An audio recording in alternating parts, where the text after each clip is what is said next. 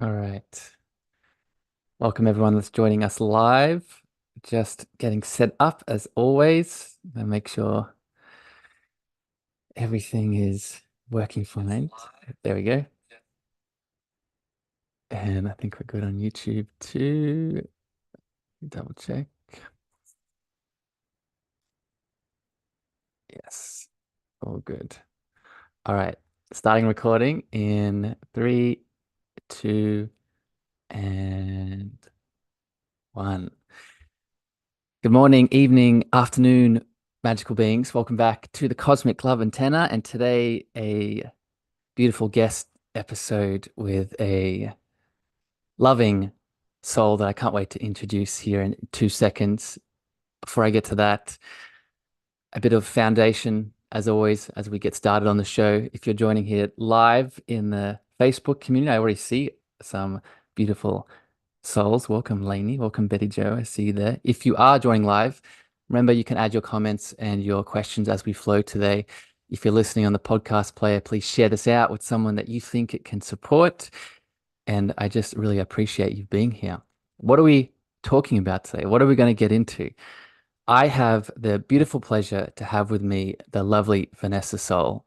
Vanessa supports conscious leaders in emotional healing and expansion into their purpose. And with her help today, we're going to dance around and discuss the topic of spiritual alchemy, awakening to spiritual alchemy, and what this really means for us as we journey along this spiritual path of shadow work, the subconscious, connecting into our authentic self and everything in between. Vanessa, welcome to the Cosmic Love Antenna. Thank you, Harrison. And that was a beautiful introduction. I enjoyed it.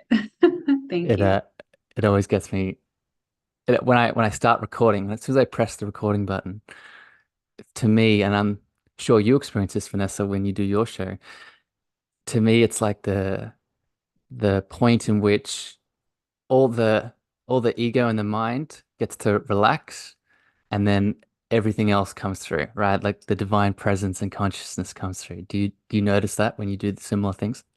Yeah, absolutely. And there's like a sweet spot. It's like, ooh, it's here. Yeah, It's so yeah, gentle. yeah. It's like okay, everything is good. Just show up and open yourself.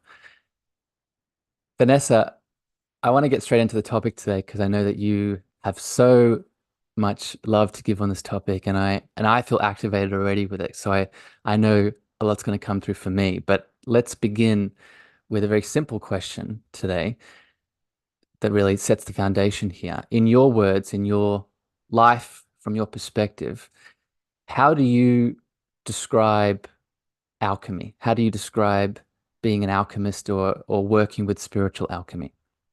Mm, I love that question because I love to experience myself, describe it in different ways each time.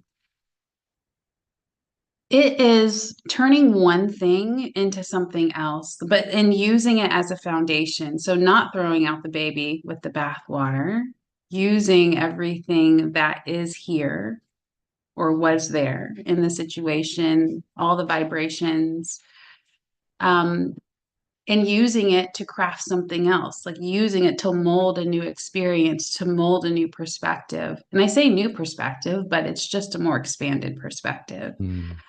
So I think that's the gist of alchemy. And I know Yeah. I'll put into some examples in my own life pretty soon. Yeah, I love it. I think it's very simple, and it's not simple, but the way that you describe it, it's very simple to begin, right? So I guess the next obvious question for people tuning in, right? Because if I was listening to this, I was like, okay, that makes sense. And maybe I understand it from a physical perspective of turning, lead into gold. I just finished reading again the beautiful book, The Alchemist. If people haven't tuned into The Alchemist before, it's a wonderful experience to connect into. But in that book, they talk about the traditional view of what the alchemist was in turning lead into gold, right? So if we're not doing that with our spiritual journey, what are we transforming? What are we shifting internally for people tuning in? So good. I think we are shifting pain into purpose or pain into personal power. I think we are shifting shame into like ownership, like Mm, confidence. Like I own my life experiences. I'm not shameful of what I did. And yes, there's some acceptance and compassion and things that need to typically happen along that process, but it's taking the most contracted states of our reality and turning it into expansion. So the mm, pain, shame, the fear. mm, The opposite of fear is faith. mm, For the longest time, I had a hard time alchemizing my fears because I thought, and this can be valid for many people, I thought, oh, maybe the opposite of fear is love, and that can be valid. mm, It makes sense, but mm, it wasn't really like really helping me alchemize my fears until I started to acknowledge and bring more awareness that I was like, oh, I think the opposite of fear is faith. mm, And that really helped me alchemize my fear. mm. And um and I not I love oh go that, ahead. Vanessa, just because it's it's such an important point to underline. Like I often I fall into that camp of describing the opposite of fear being love in most cases, but when I sort of tune into what you're saying, in the instances in which fear has come up for me personally, it's come up in moments of stepping into the unknown, right? Stepping into the unlimited potential waiting me, but often is obscured with past pain, past trauma, past challenges. So it's in that moment, I kind of want to get your perspective on this. It's in that moment, yes, love supports us. And I often use the affirmation, what would love do? But in that act of loving, we must have faith. And I guess the question for you, Vanessa, and this really is a big alchemical component at large, in my opinion. What are we having faith in? What's the faith in what? Yeah, the $1 million question. And I think it's person to person. So for me, it was literally like I need to have faith in myself because that's what was causing the fear. It was like, I don't know if I can do this. I don't know how this thing is going to, how I'm going to mold this thing into something else. I don't know how I'm going to show up for this particular client or whatever it might have been. So for me, it was faith in myself, but for anyone, it's just like find something. It could be Mm, God, it could be the universe. yeah, It could be so personal to who the person is because yeah, it's going to be like something that they're like, oh yeah, no question, or maybe there is question there, but they're like, even though there's resistance, I just feel like this is my path. I'm going to learn how to have faith in myself, even though it's challenging. yeah, I'm going to work through it. I'm going to work with it, and let's just see how it goes. And then you'll yeah, prove yourself right. It's like for me, I was like, oh, whoa. Looking back, after I had those moments where I was like, let's just test this out. I'm just going to have faith in myself. And then I blew my own mind, like, whoa, that went amazing. I can't believe I was doubting myself, So then that creates those new neural pathways for you to release those old stories of, I can't trust myself. I mm, don't know if I'm going to be good enough. I don't know if I'm going to show up well enough, and you're literally reprogramming yourself every time you prove that to be wrong or you prove that yes. to be a fear. Let's talk about that, Vanessa. Before we do, I just want to backstep a little bit. I think you said it beautifully, faith in myself. But I would take that self part and capitalize the S, right? It's faith in the divine self that lives in you, right? The faith in the self that is beyond those masks, right? Beyond those stories, beyond those pains, beyond the limited box that you've unconsciously placed yourself in, right? So it's how I often describe that faith is you're surrendering to the divine faith of the power that you already are, right? So it's like when we take that step forward, we still feel the fear, we still feel the emotion, we still feel all the things, but we have faith knowing that we're more than that, right? We have faith knowing that there's so much more possibility for us than that current emotional experience that is potentially bringing us down, right? I want to I want to talk about those masks, Vanessa, and Lily and Lainey in the chat. Lainey's loving this. Lily's saying, what a beautiful conversation. I'm happy it's all resonating. Again, if you're joining live today, if you have comments and questions, please add them in. I'd love to pose them to Vanessa. Let's talk about those masks, Vanessa, and these stories that come up during the alchemy process, or these limiting beliefs that come up, or these repressed emotions that come up. In your experience with alchemy, is it enough to just have faith in these situations to move through these masks, these shadows? Or on a practical level, is there usually more needed? Like, so when you help people, for example, with this alchemy, what steps do we usually take?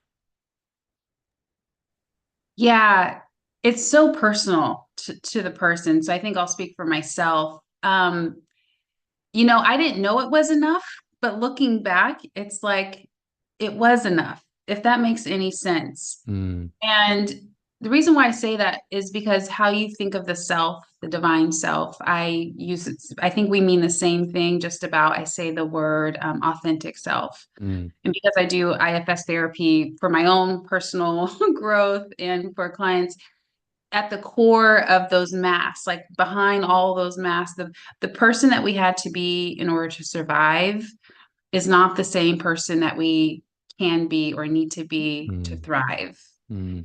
We don't even Say know. that again, Vanessa. So just Yeah, repeat that so people heard that. yeah. The person who we needed to be to survive is not the person that we need to be in order to thrive. And I got that from someone. I think it might have been Maya Angelou, I think. So I'll give that credit. But yeah, and it's really true. It's just, and that's the grieving process that we have to go through. It's like those masks worked really well for me to be in those dominant vibrations for that period of time. Mm, But all of those masks expire. They all come to an end. And we want to hang on to it because it's like, no, I'm alive because of that. I'm here because of that, which is true. But in order to like really thrive, it's come into your authentic self. And we don't know what that looks like. We don't know mm. what that feels like. We resist it because of that. So even if you think it's not enough to just have faith in yourself, chances are it is, and you're Yeah, just not aware of it. yeah. Oh, so much goodness in here already, Vanessa. I really appreciate you and your big, beautiful heart. I see Ali. Welcome, Ali, to the Facebook chat. Thanks for being here. I have a question I want to ask about this authentic self, Vanessa. And I think I know that you have a good response to this that will support people tuning in. What what is the relationship to purpose in regards to this authentic self? So we've started the alchemy process. We're doing some of this shadow work. We're transforming some of these limiting beliefs, these repressed emotions, these perceptions that are keeping us small. And we're starting to step into and sense and feel this authentic divine self that we've always been. What's the link here between all of this and purpose in your experience? Hmm. Yeah, I think the authentic self or the purpose is designed for the authentic self, not the traumatized self, not the false self, not the different masks, not the alter egos or the overly protective self. It's designed for the authentic self. And the more that we leave space for our authentic self to express, the more the purpose can show up. Or Mm, it might have already been showing up over and over and you just didn't see it. But now you can actually receive it. And, our soul signed up for something before we got here. It signed up for the trials and tribulations and the challenges for sure. And it also signed up for the expansion phase. It mm, signed up for something specifically.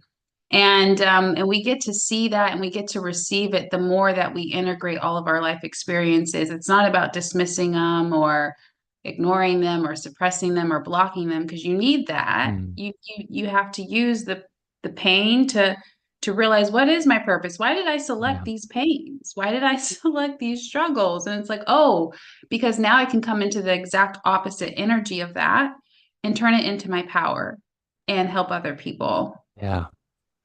Oh, so beautiful. Welcome, Angela. Welcome, Jackie and Laura in the Facebook community. I see you there. I often reflect on that sort of pain to purpose understanding, Vanessa, that you're talking about this. If we are an eternal spiritual being that is a human being having experience here, we're in a classroom, right? We have all these beautiful lessons that come our way. Often those lessons come in, as you just highlighted, in painful moments that we get the opportunity to alchemize, and then we learn the teachings. It's all in that moment. I think what I reflect on most, and I want to get your perspective on this here now, is our ability to choose, our ability to make a choice. And we talked a bit about this on your show, but I want to hear you speak about this now. Throughout that whole process of the pain coming up, right? And then maybe we feel some of the purpose coming, or we have the opportunity to alchemize. There's choice here. There's choice in either leaning into it and moving through the pain, or ignoring it, maybe suffering more, or all of this. I wonder if you can speak to this, the significance of choice and why it's so important to understand. Yeah. Choice is our power. It's actually our purpose. And I think we said that. Did we say that Yeah, in different yeah, words? Okay. I'm like, yeah, am I having deja vu? It is our power and our purpose. And it can allow us to choose how we want to still experience whatever mission. Like there's still a lot of variability, right? In how this podcast can go, depending on what words I choose and how long I choose to speak and when I choose to pass the mic back to mm, you.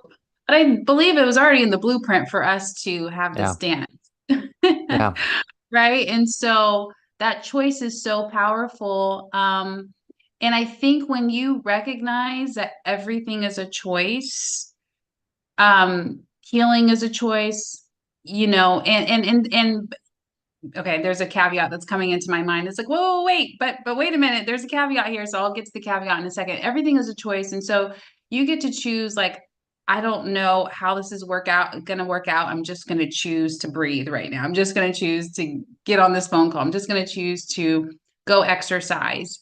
Um, and then everything else will just kind of pan out yeah, after that. That's all you have to do is just have the choice, which literally can create the intention if you didn't have one already, or it will just support the intention that you already have.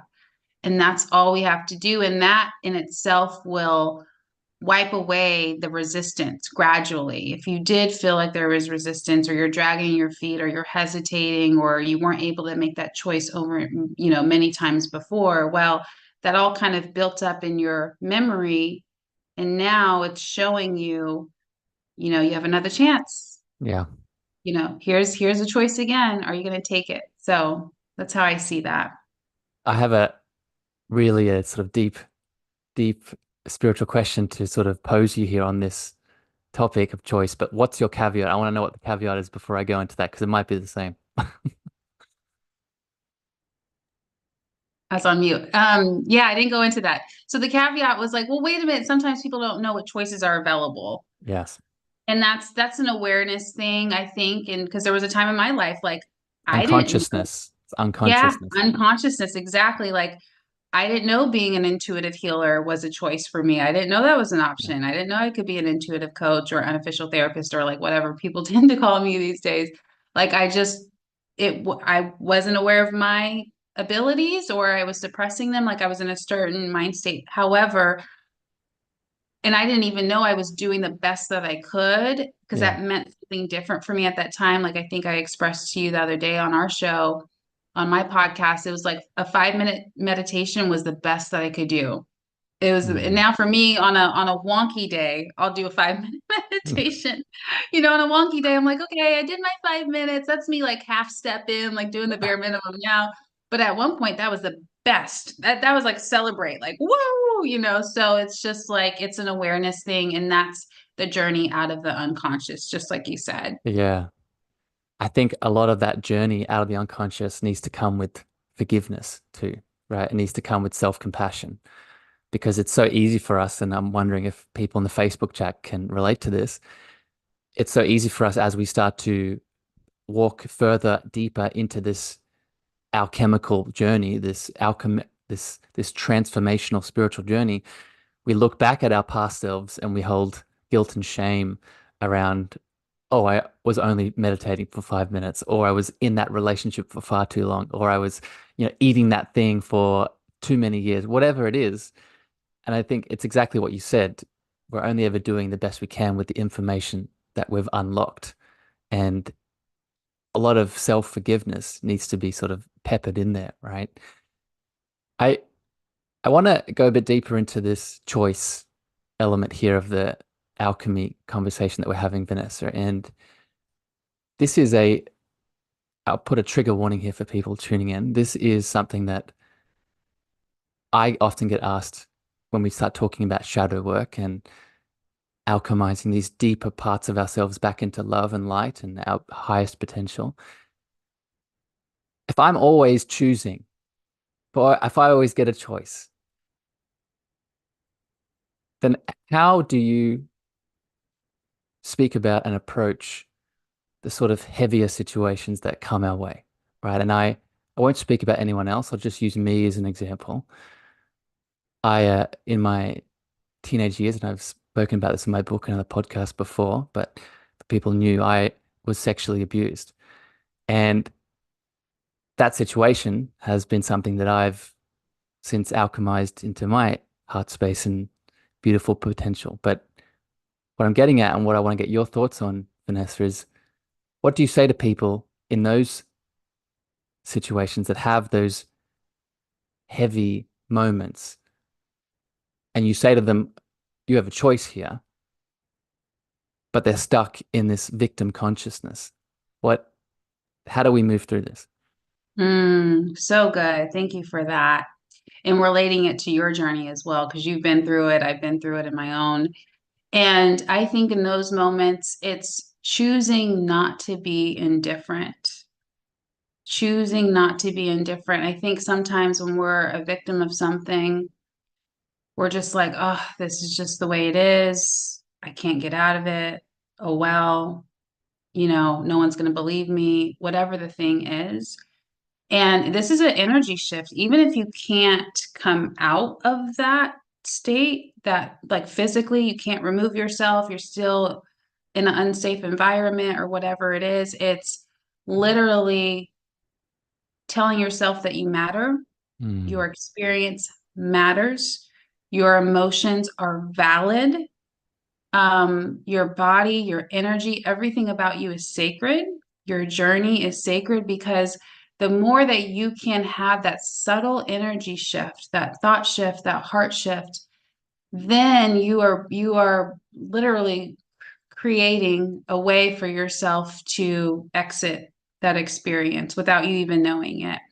And I'll say that indifference, I think, is the opposite of love. I talked about fear and faith being mm, opposites, and it really started to resonate me and help me with my own alchemy when I realized like indifference is the opposite of love. mm, So I was going through like a slump. I'm like, why? I stopped caring about all the things I used to love. I stopped caring about yoga. I stopped caring about mm, exercise. I just went through this weird slump in 2021 or whenever it was. And it was just like that energy of indifference was creeping through because it just wanted to show me that it was the opposite of love. mm. Oh, so much in there, Vanessa. I want to pull out really giving yourself permission to feel, giving yourself permission to be fully with the current emotional experience that is presenting itself. Because this is sort of the direction I want to take this alchemy conversation now. The alchemical process, in my experience, is an emotional one, right? It is a very sensitive, vulnerable, and emotional way. Like, let's use the example of the abuse that I just spoke about for me. As people can imagine, there's lots of emotion there, lots of anger, lots of guilt, a lot of shame, a lot of grief. And in this process of transmutation, right, which is another word I would use for alchemy, in my opinion, and this is what I want to get your views on, there needs to be a space created for not just a feeling of the feelings, like acceptance and openness and willingness, but also the body, the body to enact, or a word I would use is complete the emotional expression that maybe didn't get an opportunity up to this point to complete its emotional expression. So I'm wondering if you can speak to this, Vanessa, your thoughts on this topic, and is it important? Yes. Is feeling important or the emotion? All of it. All of All it. of it. Yeah. Yeah. Yeah. All of it is important. Yes, the emotions and the feelings and we could speak about those like almost as the same thing in this conversation. There is a difference between feelings and emotions, but it's a different conversation. But yeah, it is so important to feel the body and and just have a sense of presence, and it's natural for us to disassociate because that's a Oh, survival mechanism. So maybe during a dramatic situation or that moment where you almost got hit by a car, you might find yourself kind of being a little floaty or disassociating because the body's kind of protecting it. Just it doesn't want all the emotion to be super overwhelming right then and there. And so you might go through that numbness, dissociation or denial mm, of that something is happening. And that's just the mind and the body and the psyche kind of pushing on that brake pedal. It's like, ooh, let's slow down this experience almost all the way because this is a lot to take in. But I think naturally, if we just receive ourselves and we just hold the intention, just hold the yes. intention to receive the emotions and everything that needs to come from that situation, you have your own internal, a part of your mind or energy has its foot on the brake and the gas, and it will start to Yes. let off the brake when you need to kind of come back like, whoa, I felt really angry or I feel really angry. And so it starts to slowly come back to where it's not overwhelming and Yes. feeling into those emotions. And you mentioned something about the emotional process it needs to complete. And I think in kindergarten, we all need to learn that there's three processes to the emotional process. The first is that you experience it. The second is that it kind of like moves throughout and it's completely going through your whole entire body and psyche and energy. And the third is kind of like you're ending it. And I relate it to like a digestive process, like same Yes. thing. We take in food, that's step one. The food's going through our digestive step two, and then it's eliminating, that's step three. So I think the emotional process is kind of similar, and you can go back to old emotions as well and just complete that process because that will release the burden Yes. and will free up your energy so that you can start living more and more and more present. Oh, I love this topic, Vanessa. This something about this particular aspect of this topic. It just excites me so much because I think it's just so under talked about.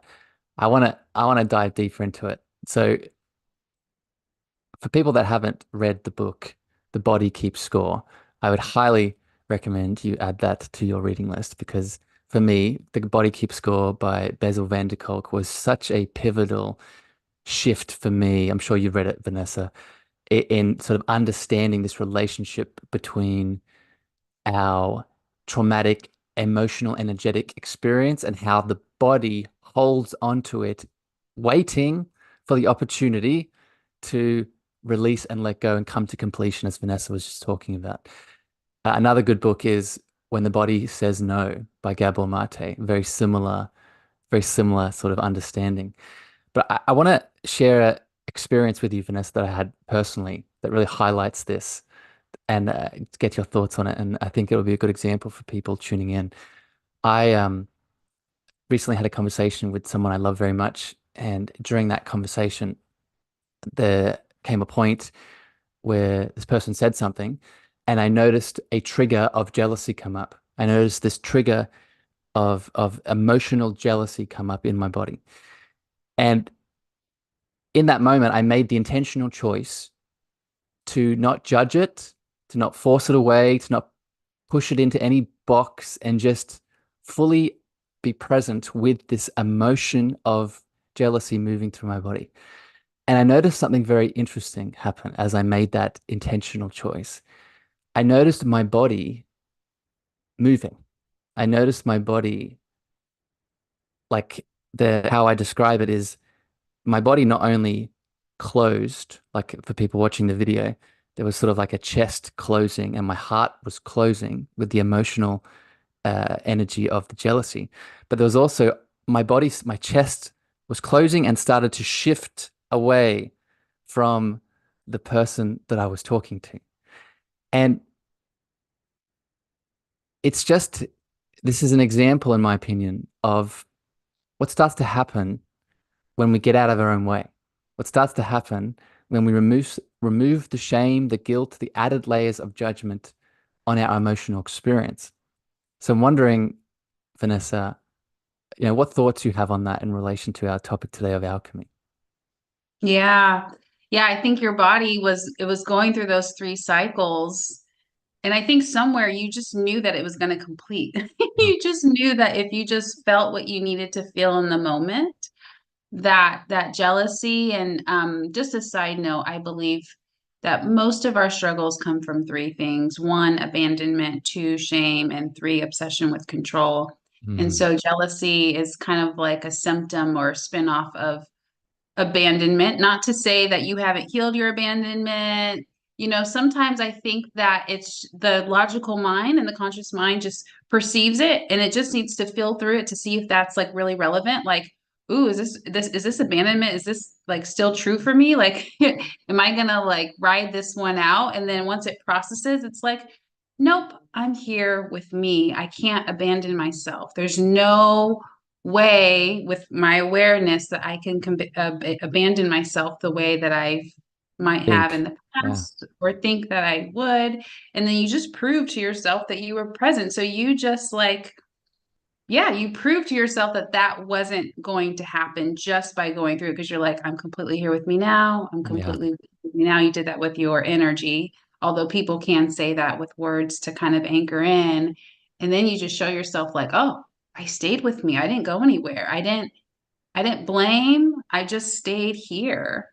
I didn't abandon myself. I didn't abandon myself. Yeah, I love it. Thank you for that reflection, Vanessa. And yeah, that is the conclusion, similar conclusion that I came to. And it highlights many things, but I want to pull out one thing and speak to it more here for people tuning in. It highlights the power of pure awareness, right? I I shared with you on your show one of my favorite quotes by I think it's Greg Braden is the act of observation is an act of creation unto itself. The act of observation is an act of creation unto itself. And what that means in this context is purely observing yourself from the objective, neutral, and I would also say loving awareness state in any way that you're being. So in my example, the jealousy coming up, that loving observation creates a new reality, right? A new reality in which you're free from that jealousy or free from that trigger or free from that wound. I'm wondering your thoughts on this, Vanessa, this beautiful power of observation. Yeah, it's so beautiful and I love that quote by the way. It's brilliant and it resonates so deeply. I mean, I guess I already had that awareness, but when you put it in that format, it was like, oh, yeah, it simplifies it. And yeah, the observation, it just allows our consciousness to expand and consciousness is the secret sauce to this reality to this life. We want to experience it in different ways. But the more that we can call in this consciousness and this observation, it allows us to choose as well. It allows us to choose to show ourselves to ourselves, like to show, how we're going to navigate something. It allows us to just to be, to do the Mm, thing or to just be in the thing instead of like resisting it or trying to predict or be like, no, no, no. It just allows us to make that choice mm, and just navigate it as we go and mm, flow. mm. I think this connects to something else I want to throw you here, Vanessa. A common story that I notice that I sometimes still fall into, and I definitely see people that I work with and are in my world, a common story around, being with all these emotions that come up in this alchemy process is I'm too much. Like this emotional experience, I'm gonna explode, or I'm just gonna cry for days, or I'm not gonna be able to hold all of this emotional energy or this emotional potential. So I'm wondering, how do you approach, Vanessa, when people come to you and say, but what if I'm too emotional? What if I'm too much in this experience? Yeah. The tough love, the tough healer in me says collapse, Mm, collapse in the emotion because the truth is that once they actually collapse and go as deep as they need to go, it's done. That's the three processes. It's gotten to that again. If you could think of a digestive process when you eat some food and it goes through its own thing, it eliminates on its own when it's actually complete. And we don't get there if we're constantly trying to control our emotional process. In the logical mind, that's kind of like a statement. It wants to try to predict, like, is Vanessa going to be safe if she feels grief? I don't think she's going to be safe. I don't feel like she's going to be safe. Let's not do it. The nervous system can't handle it. Although the nervous system actually needs to kind of just get rid of it, so it's not hanging on to it at the same time. But the logical mind, the conscious mind, doesn't know all of that, and it's not really meant to make decisions for us. The logical mind is here to support us with like practical things like scheduling this podcast and getting up tomorrow morning and setting our alarm and doing our budgets. But it's as far as our healing journey and like our soul and our emotions, that's where the subconscious, that's the ball is in that court of the subconscious mind. Just let it guide you. And of course get support. I think that's really, really important. And that will help your logical mind relax, like set yourself up for success for sure, especially if you don't have a lot of experience with being present with your emotions. Work with a guide, a facilitator, a healer, a therapist, a coach, whatever that looks like for you, or maybe just a trusted friend that can be very neutral and hold space. Um, because when we're being witnessed and we just have someone there, even if it's a friend that doesn't know how to guide you, but they're just holding space, they're just sitting there with you, it you know it just allows you to complete that process confidently, like just get cry as much as you need to, collapse in the grief, collapse in the sadness, and just get it all out. And chances are it's just going to complete when it's complete, and there's no timeline, but just trust, have yeah. faith, have faith. I love this emphasis on someone loving creating a space for you to collapse into. And it's it's such an important role. Like I truly believe that we have all the answers and we have all the power. But sometimes we need a beautiful divine mirror, in this case, another one outside of you, to reflect back to you that which you can't currently see, right? Or in this conversation, that which is still in the subconscious, unconscious, that we've yet to reclaim our choice around, right? It's so important for us to accept and understand that. But I want to step back here, Vanessa, to more of the feelings and the collapsing. And this is, I would say, a big theme of my show is really the power of our, not just it's okay to feel the feelings, it's okay, but the power and the purpose behind our emotional way of being. And I want to share a quote with you, Vanessa, and get your perspectives on it. This is from another beautiful book that I recommend people read. It's called Radical Forgiveness by Colin Tipping. And in this book, Colin talks about these 10 foundational spiritual laws. And this is one of them. And I think it's very important in relation to what we're speaking about here now. And it goes like this. We come into this human experience with a mission to fully experience a particular set of patterns so we can feel the feelings of those patterns and transform this energy through love. We come into this experience with a mission to fully experience a particular set of patterns so we can feel the feelings of that pattern and transform them through love. Right? That's that's one here. And I want to share one more because it really connects to it. And again, it's powerful. This human experience is an emotional one. And the patterns that we're here to experience come with this emotional resonance. In this emotional resonance, there is purpose.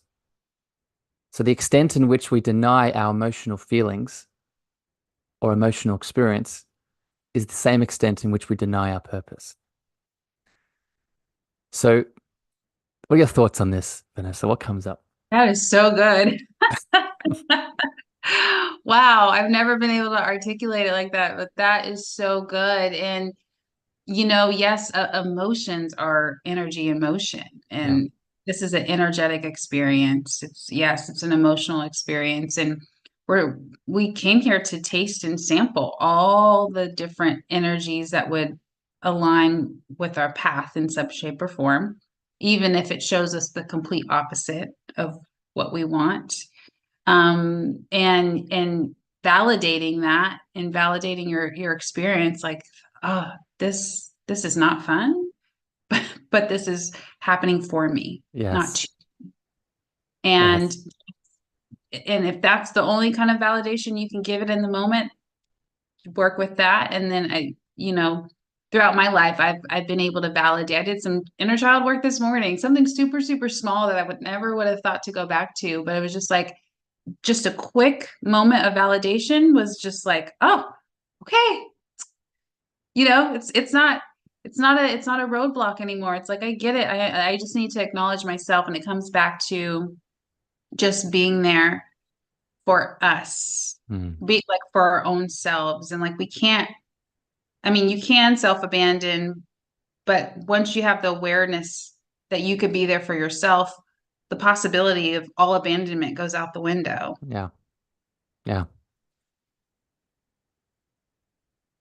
I think a big part of this conversation, Vanessa, is really starting to catch all of the stories that we place, I mean, around everything we've talked about today, but particularly around what it means to be an emotional person, to be a sensitive person, to be a vulnerable person, right? As I'll use me as an example, I grew up as a man that in a world where unfortunately there still exists a lot of stories that to be emotional, to be sensitive, to be vulnerable equates to unmanliness, right? Equates to no strength, no power. And I mean, if you've just been tuning into this episode, you know that not to be true. And you know it actually to be the opposite, right? Emotions and feelings equals freedom, equals liberation, equals power. So I'm wondering, Vanessa, a lot of people tuning in, we still live in a world where there's so much collective illusion, right? There's so much collective stories that are projected onto us, and then we take as our truth, right? Again, for me, it was I'm a man and I can't be emotional, otherwise it's weak. So what do you what do you say to people? How do you support people that want to put up defenses or boundaries to these collective shadows or these collective beliefs and just come home to self? Yeah. I think understanding some of the inherent qualities of the authentic self, it helps us see what we're capable of. And courage is one of those qualities. Like, you were born with courage. You were born with the amount of courage that you will need to face all of your emotions and feelings and daunting thoughts. It's just a matter of you receiving it, just having faith in yourself. And again, stopping that cycle of being indifferent. I think people use that indifference to block themselves, like, oh, that situation didn't matter. I'm not hurt by that. It's fine. Doesn't matter. Harrison said something to me and no, doesn't bother me. That's like that indifference can, feed that facade, that illusion that, of what took place. And it's like, no, just receive, like, just it matters. Validate your experience and just know that you have the courage, you have the calmness. These are aspects of the authentic self. In internal family systems, we call them the 8 C's. So anyone can Google the 8 C's and Mm. you'll see a list of 8 C words that we come into this package like already part of our programming. And you were given the amount of courage and calmness and curiosity and connectedness that you'll need. It's just a matter of, will you let yourself express it? Will you let yourself show yourself who you are? Mm.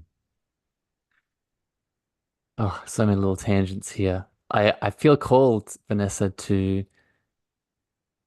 and I've done episodes on this in the past, and I'd encourage people to go listen to them on internal family systems. But I think this is why our hearts have been brought together because we have such a connection here around this.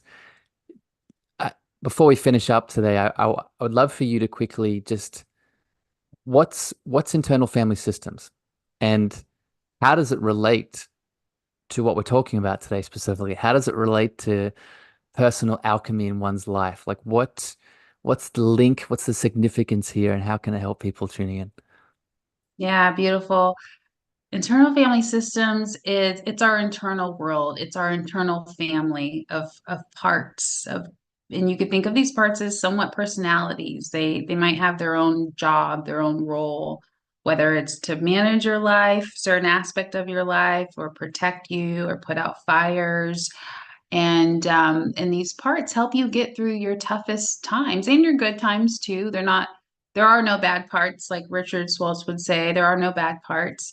But recognizing that the drama and the trauma and the circumstances in your life, required some of those parts, in my opinion, to protect the authentic self. So that way, your Yes. authentic self, and I think they talk about this in the Body Keeps the Score. Your protected self, I mean, your authentic self is not the one that's traumatized. It's No. not the one that is like wounded. It's still intact. It's in its whole capacity. It was never broken. It never will be. It's the parts of you that Mm. might have some burdens that need to be released through some of the IFS processes, but yeah, and it relates to what we're talking about because we've said so many times we talked about the word mass.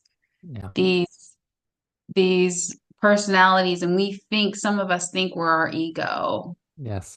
We think we're the defense. I used to think I was like the biggest B word, bitch. And that was just a part of me that was dominating my life because it was protecting me from everybody. And I just thought that was like my real self. Until it unraveled, and I knew that I didn't need to be who I was to survive anymore. Yeah. I need to become who I can be to actually thrive. So that's how it relates is observing, like you said, that powerful quote about observation, observing like, I wonder if this is a part of me and, where did it come from? When did it really come online for me? And that will just help you understand yourself. Why are you doing what you're doing? Yeah. Why are some of your struggles currently? And then you can navigate them with compassion, Yeah. acceptance. And an invitation. So this is I love that breakdown, Vanessa. This is sort of how I parts work for me actually came in through the spiritual lens. I actually learnt about internal family systems through a spiritual mystery school that I took part in. And a big part of parts work, like you said beautifully, is not just adding judgment onto the current part that we may be identifying by, right? The victim, the abandoned, the rejected, whatever aspect we've currently have the mask on as. not only is it learning to release judgment and be with that particular family part or that aspect, but it's also offering an invitation. An invitation to what? An invitation to come back home to the heart, right? Come back home into the heart space. So when I usually work with my parts, it's usually not enough. I know we talked about observation creating new realities. It does create a new reality, but what tends to take it a step further is once we've snapped into the observation of that part that is currently coming up in pain that we may be becoming identified by, in that moment of observation, we can add another step. And it's an invitation for that part in pain to come home to love, right? To come home to unity, to come home back into the heart itself. What are your feelings around this, Vanessa? Does that resonate with you? Yeah, I love that concept of invitation. Um, and it's another chance for us to show up for ourselves, to be present with that part of us, because it's trying to show us something. It needs to be acknowledged. It wants to be validated. And when you can validate it and give it the understanding, then it's like, oh, okay, I'm seen, I'm heard. All right, what's next? That part within you may not know what's next. That's where in IFS we talk about being self-led, leading yourself, and your parts will follow. And they have resources that will help you. So it's not all bad burdens and Yeah, and that's bad habits. that's very important, Vanessa. I could just speak about this all day with you. Let this they have resources. They So have resources. I just want to break this down a little bit because again, we're so conditioned to think that these these bad quote unquote bad parts, these shadow parts, that rejected inner child, that abandoned lover that we become the part of, like not only do we ignore and think they're bad, but we also, and this is sometimes a form of spiritual bypassing as well, we also think that they have nothing to offer. We think that they're just a shadow. Okay, I'll just alchemize it and get it over and done with. But I've noticed, and this is what you're speaking to, that when we love that shadowy aspect, that part in pain that we're bringing home, it often has a treasure, right? Another quote, because we're full of them today, apparently. The cave that you fear to enter holds the treasures that you seek, right? That's a Joseph Campbell quote. And the cave here is in reference to this aspect in pain. So speak to this more, Vanessa. What kind of insight and treasure do these parts in pain offer? Yeah. It's an aspect of you that you can choose to use when you need it, especially when we bring this part home and we validate it and acknowledge it and create this new relationship with it and release any burdens of the past, like really integrating it. That's releasing burdens, healing, integration. It's all kind of one energy, I think. And you integrate that, or you alchemize the pain into to understanding or purpose. And then you're like, ah, this part has an energy that I can choose. Again, there's that word choice to tap into. I can call on this part. So, for instance, I had a part of mine that was trying to control everything. Like, again, that obsession with control, those three energies where a lot of our struggles can really stem from long term. And in the beginning, I was like, oh my God, this part is ruining my life. It's trying to control everything. And I'm becoming more spiritual. I know that we don't need to control things, but still trying to do it. But then I realized it really wanted me to have discernment so that it doesn't need to, and I now, and then I started to call on that part or really have the awareness like, ooh, I'm going to switch into this part that's really discerning because instead of control, now it can have this sovereignty, it can have this discerning energy that will still protect me in the ways that it wants me to be protected, if that makes any sense. It makes perfect sense, Vanessa. And I just want to underline that for everyone tuning in, right? I've noticed that the treasure just to add to what you're saying, Vanessa, the treasure that comes up within that shadow that we love, we help back home into our heart. The guidance that it's giving is not just something that's very helpful, like you're illuminating, but it's usually connected to something very specific that we're going through in the moment, right? So like I've noticed countless times situations around work or situations around relationships that I have, and that the example that I gave of that jealousy wound coming up, it brought insights that particularly connected to that relationship that I then was able to use. So again, this is a whole conversation that we could go into another time, but for people tuning in, this is another powerful point of alchemy, right? When we hold the shadows in love, they bring us guidance for in the moment challenges, right? In the moment, it's like instead of going to an outside angel or guide, we're connecting to our own inner parts for guidance and insight, right? I see you're nodding your head, Vanessa. Yes, yes. It's related to like, yeah, what's current in our reality, like in our current Yeah. day. And it's trying to illuminate the path, like, hey, there's more to this situation, right? Yes. And it gets our attention with that emotion, and the emotion's still valid. Like the jealousy in your instance, or that for me, the desperation Mm, to have control.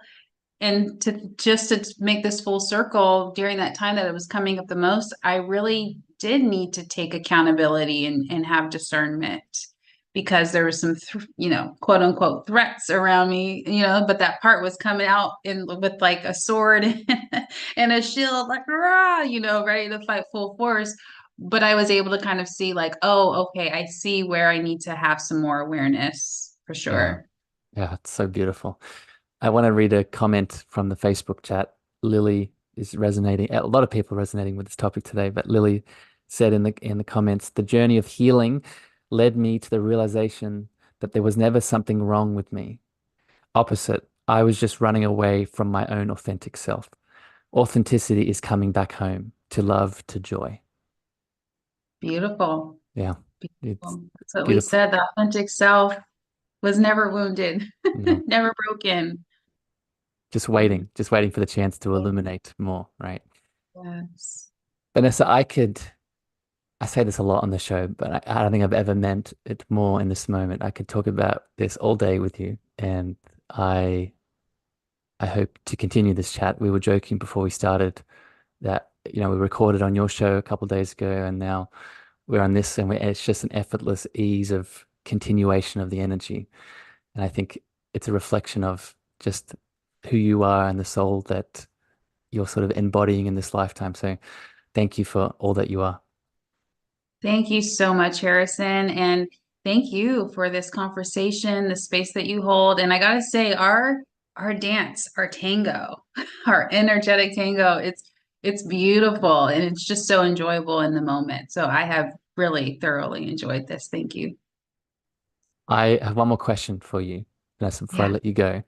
But before I get to that, I do want to create a bit of space here now for everyone that's tuned in either live today or listening on the podcast player. If they want to find out more about Vanessa and her goodness, maybe work with you or just tune into things you have to offer. As we've alluded to, you have another beautiful podcast that I was on recently. What resources, where do you want to direct people to that want to tune in deeper? Yeah. My Instagram will have links to everything, including my website and my podcast. So on Instagram, it's sacred two underscores soul four underscores. By the time you put in the soul part, don't worry You'll about the find rest it. of the underscores. It'll pop up. Yeah. So sacred two underscores, soul four underscores. And yes, link to podcast, website, all kinds of good stuff.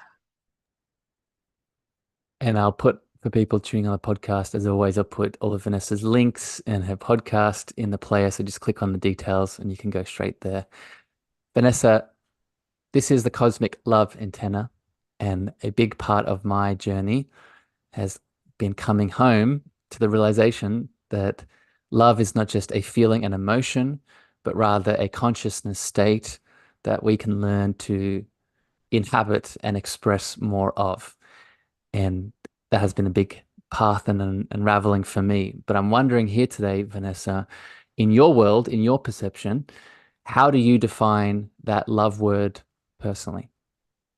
Mm, I think it's awareness because when we're aware, we're giving it our attention, our affection, our acknowledgement, and all of those things really just allow us to be present, right? And it's the all of those things are on the opposite spectrum of indifference. And yeah, it just supports our journey for ourselves and other people. Beautiful summary of everything we've talked about today. Vanessa, I love you very much. Thank you for your heart. Thank you for your time. Thank you for all the people that joined us live today in the Facebook chat and everyone that's tuned in on the podcast player. If this hit your heart today, please share it with someone that you love. But either way, until next time here on the show, we send you love, we send you light, and we'll talk to you very soon. Bye, everyone.